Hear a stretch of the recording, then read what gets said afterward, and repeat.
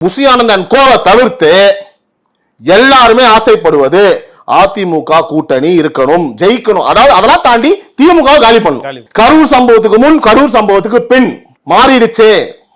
திரு விஜய் அவர்கள் தயவு செஞ்சு அதை புரிஞ்சுக்கிட்டு அந்த நரேட்டிவ் யோசிச்சு அப்படி போனார்னு வச்சுக்கோங்க சார், 200 தொகுதி கன்ஃபார்ம் சார். ஆனா இதுதான் வந்து திமுக வந்து இன்னைக்கு வரைக்கும் புளிய கரைச்சிக்கிட்டு இருக்கு. அதனாலதான் சார் பீட்டர் அல்போன்ஸ்லாம் கதறாரு. பாஜக கூப்பிடுது அதிமுக கூப்பிடுது பேசுறான் ஐயோ கதறாரு சார், உண்மையாவே கதறாரு.